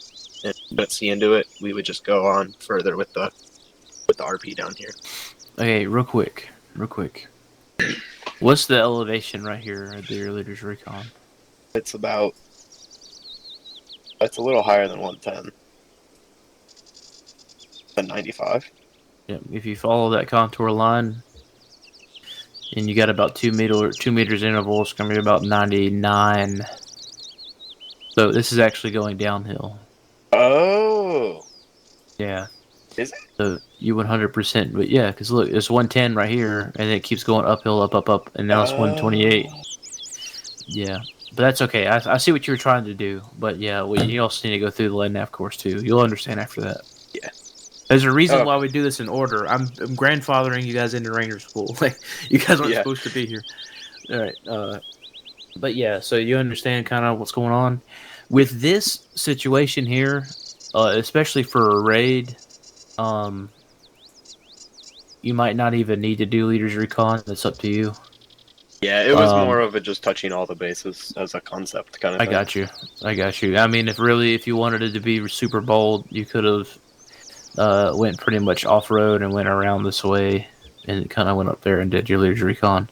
But what you did was 100% in concept. I'll accept that for sure. Just definitely keep in mind, like reading the map is very important. This is why learning how to read a map is extremely important as a leader for sure. I thought it was more in a valley where it dipped down. There was hills all around it. Yeah, because it kind of this is 102 and this is so this is a little this kind of goes downhill and this is the little valley, and then it starts going uphill like this. But yeah, Now that you anyway. mentioned that. But yeah, so like everything from like here over is great, right? Everything from here to the like your RP, you know, if you were gonna VDO before you got there, you can. Like Alpha and Bravo, the way you split it up, like all the build numbers, that's exactly how I would do it. So I mean, that's pretty good. Keep in mind also if you have the numbers, right? You can keep your VDO, and I kind of said the same thing to Laskin too, but both of you are correct. This is how I would do it if I did not want to take vehicles in the objective. But I mean, you could literally like pull your vehicles up and like VDO right there, like just have a VDO right here, and then have two guys get in those vehicles and come up here on the hill, and then you could have that 50 cal crows up there being your SBF. Oh, okay. But I'm just opening up options for you guys because not you wouldn't really think about that the way we have it laid out. But 100%, like sometimes if like we got to get in there and we just got to get in there, like we'll video like right outside the window, like right outside their fucking door. But yeah, no, this is good. I like it. And then also with it being one squad, I was pretty limited not having that support 100%. element because I wanted both fire teams on the ground because it was a little bit larger of an objective. Yep, 100%.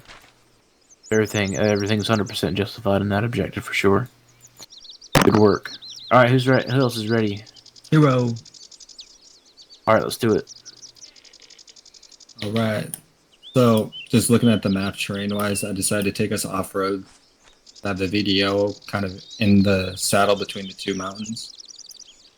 We could ORP just on the other side of it, send leader recon and security to the top of the mountain. Look at that, dude. I can see the land nav course. I can see it.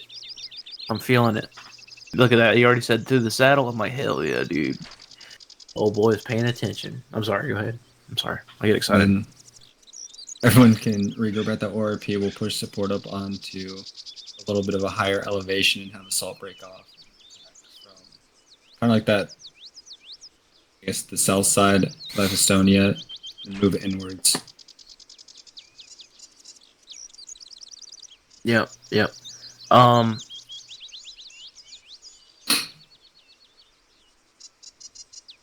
Yep, for sure. This is good. Just remember next week, like, you won't have the personnel to do a security. You'll be on foot the entire time, so you don't have to worry about vehicles. But one thing to think about in the future, this is 100% correct. I like it. I love it. Right, this will definitely work. But just to kind of open everybody's minds up a little bit more, is that you got to remember you got to come back and get the vehicles, right? Which is why like you're designating your security element as the people like who's going to be in the vehicles to come pick you up is a great thing to have for sure. But yeah, I love the ORP. The ORP and leader recon, exceptional work on that. I would do the same damn thing. So good job. All right, Ollie, you ready? Negative. I'm revising my plan because I fucked up the elevation, and I'm just realizing. Okay. I'm But the yeah. only one left. Yeah, I think you're the last one. That's okay. You're also the last one. We're kind of going in order here because they had more time. But yeah, I mean, you guys, the rest of you, you're good to go. We're probably. What days are you guys good next week to do day 2? Because I feel like I'm like I really want to try to get everybody done together. If not, we'll just have to do it Thursday, and then Hero, you can pick it up some other time. Yeah, it's not a problem. I'm free all the days, but stuff pops up very abruptly. You said you're free most days? Yeah, I'm free all the days, but stuff just pops up. Gotcha. Okay.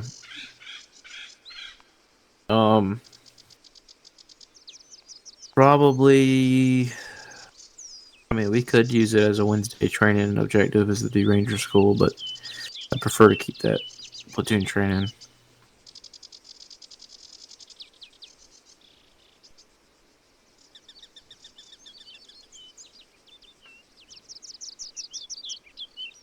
Probably Monday or Tuesday. I don't know. Are you guys gonna be? Is everybody gonna be available Monday or Tuesday? Yeah, I should be. I should be, yeah. Like this upcoming Monday, Tuesday. Yeah. Fuck it, I can make it work. Yeah, it's like a 2100. Yep. And it shouldn't. It's not gonna be terribly long. It usually only takes until about like 10 o'clock. Oh, okay. It's gonna be, like I said, it's gonna be 4 lanes. It's gonna be some raids and some ambushes, and each one of you will squad lead one objective, and each one of you will team lead at least like 2 objectives, probably.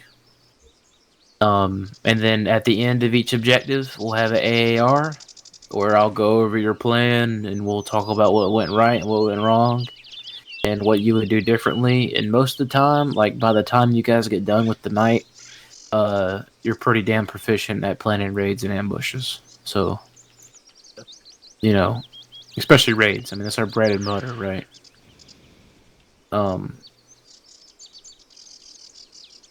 But yeah, I mean, I really hope you guys get something out of this. You know, I definitely did. that's Yep, good. Thanks. $100%.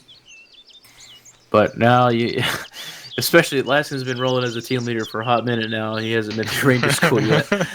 You understand now why we run dudes through this before we make them team leaders? Completely, yeah. Yeah, 100%. So we kind of threw you under the bus, but it's all right. Laskin can handle. And yeah, so if we're doing that on we'll probably aim for Monday.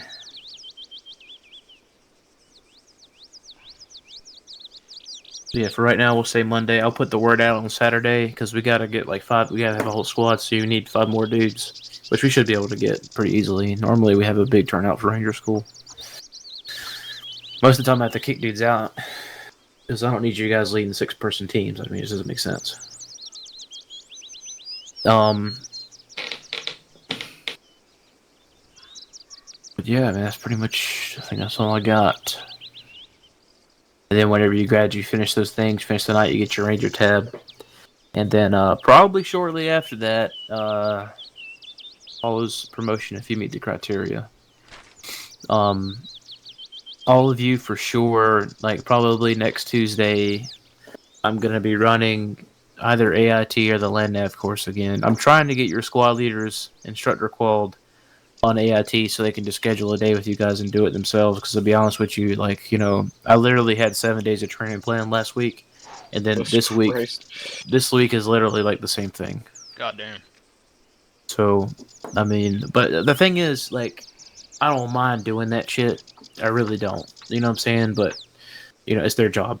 So we're looking at either AIT or fucking Land Nav on Tuesday. Yeah, on Tuesday. I mean, I might try to do one on Sunday and one on Tuesday. I don't know. I might actually learn how to do land nav for once. 3 fucking classes. Yeah, right. Taught by retards. Yeah, I mean, it would. Y'all can't be worse than me and Roy. I think we asked Common to repeat himself like 12 times. No. Our last wild. I found a nice YouTube video that explained how to use the protractor on the. I might just have you guys watch that at the very beginning, because I can explain it. You know what I'm saying? But seeing it is so much better than me explaining it.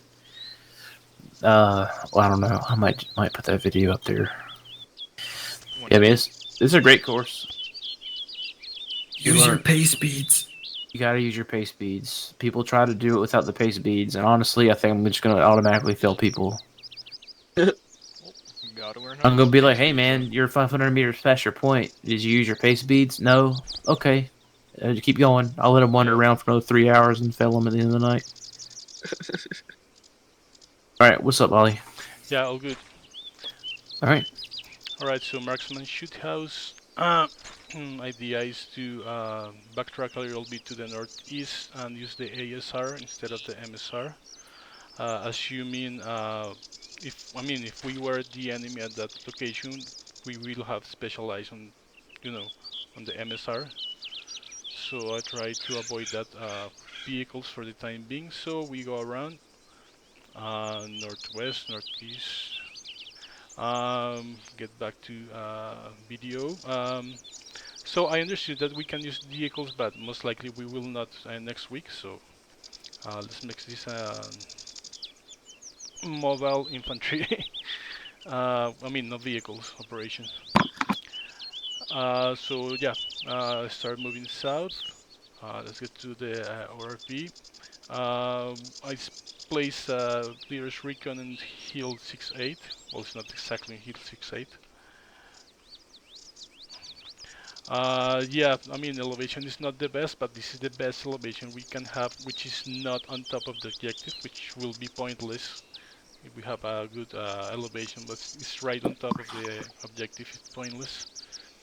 From there, well, we will see what's what, reinforce any information we have, any intel. Assuming support has good MGs, if possible 762, that'd be nice, but we can not always assume that. Place the support close to this building,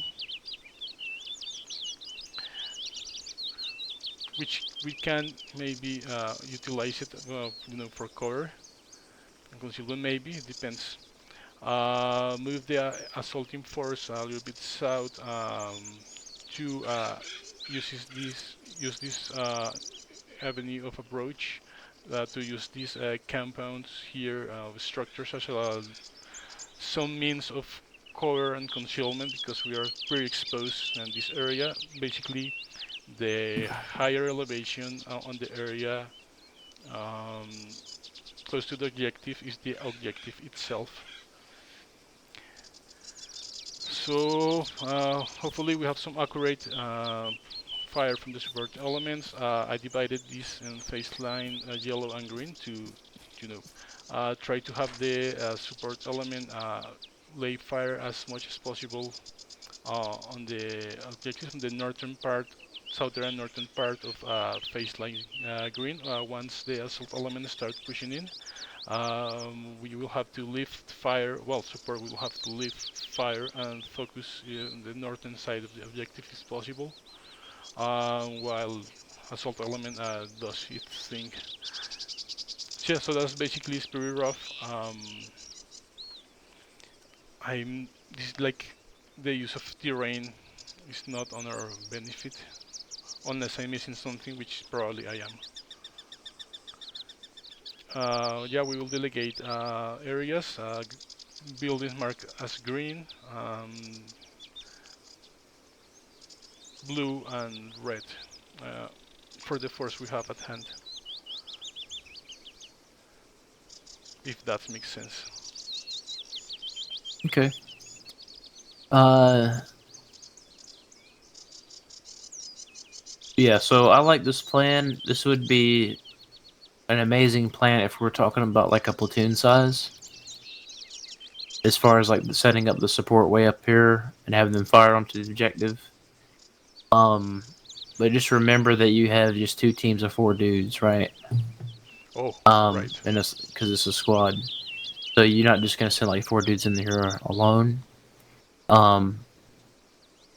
So, but I mean, you got the idea, right? I mean, if you had a whole squad going in, you'd be good to go. But if you were gonna assault from this side, I mean, you could pretty much just move your support with the assault, and then just have them set up a little bit more local. Your best bet on this one is pretty much, if you're going to do it like this, so just get as close as possible before initiating, and then setting up like probably a local support right here, and then just pushing both teams into the objective. Yeah, makes sense. If you were going to do this support like this, I would honestly bring your vehicles up and use the crows with the thermals up here. And just try to, especially like after the support, I don't know. This is a very tricky area. It is. For sure, but I do like this plan for sure. it would work. Most of the time, if I was doing a leaders recon right here, I would probably leaders recon at the support position. That way, I can go ahead and I would take the weapon squad leader with me, and I would leave the weapon squad leader there, and then come back to the ORP and drop off the weapons guys, and then roll. But yeah, does that all make sense? Yeah, it does. It does. Okay. But no, first, and I'm not, I'm not trying to be an asshole or anything. I'm just saying, like, if this was a platoon size, it'd be perfect. Yeah, and that's part of the exercise. Like, be aware of your capabilities, your troops, your equipment, and yeah, I completely overextend and like lost the perspective of the size of the force and the capabilities. But yeah, thanks for bringing that up. That's a good Sure. thing to happen. Like, make a mistake now to avoid making it in the future. Yeah. So next week, just remember you'll only have a squad. And a part of control, which you would learn in ALC if you ever go through ALC, especially when you're starting to maneuver squads around, is you want to make sure that you are able to support each other. So next week, make sure you're setting up your support pretty localized. I wouldn't probably have them more than 100. Both your teams, I'd probably keep within 100 meters of each other at all times. Because if one team gets in contact and one guy goes down, then now Alpha team has to run, 400 meters away to support. So just keep that in mind next week. But I mean, it looks good, man. Like all you guys did a good job tonight for sure. On the practical, I could tell at least you were paying attention. So Hell yeah. that one guy I told you guys about that left in the middle, like to get something to eat, and then came back and pretty much missed the whole thing. He was all over the place with his planning. And that's how I found out. I was like, you gotta be fucking kidding me. But yeah, so that's all I got for tonight. I've already went over what's gonna happen next week. Just keep an eye on that DM that we set up. If we're gonna do it on Monday or Tuesday. And I'm gonna be putting random. Well, I'm not gonna do that because we have to limit the amount of people going through these courses. Because I've done a very big AIT and a very big land nav, and both times it took way too long because there was way too many people. So I'm probably going to try to get you three, Laskin, Biggs, and Ollie, walled in AIT first, and then in land nav, so that you guys can just knock that out. So you can get your Ranger tab. Biggs, you can get your specialist, and then Ollie, you can get like corporal or sergeant, and then Laskin, he'll get your sergeant. So, yeah. Sounds good. Yep. And, Laskin, just make sure that, whoever's in your team, make sure that they're getting that shit done too. Gotcha. Which, team?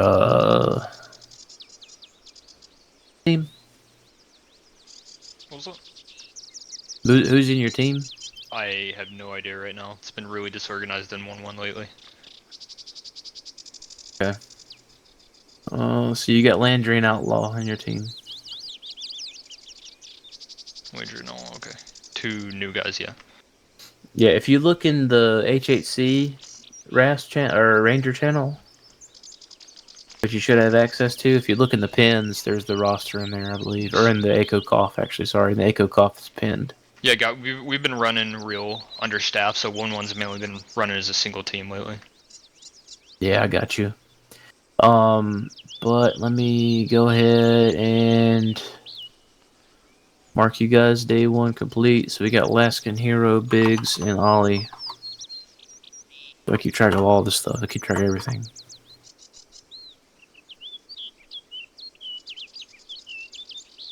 Yeah, I appreciate you guys getting here on time and, paying attention. There's always someone who's late. This is kind of the first time everybody's been on time, so it was good. Nice. Oh, yeah. I skipped dinner for this. Really? I had a fucking shovel down dinner to get here. My bladder has been full for the last hour. Oh my god. My roommate was like, commitment. hey, dinner's done. I was like, well, fuck. I've been holding it for quite a while. That's commitment. We want to appreciate you taking I the skipped time. doing my physics homework for this. I'm quickly doing it right now. Yeah, my fucking wife had a speed cook for this. Crack the whip. They always do. Let's see, just real quick. No, but this was honestly great. My experience with hot things in ArmA has never been so good.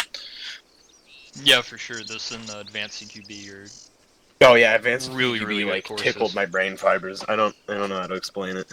Well, Conman's a better teacher than every one I had in fucking school. And honestly, he could. A cow had a walk on two leg. Don't know where I was going with that, but it makes sense. It makes me more disappointed in the second RB. Oh yeah,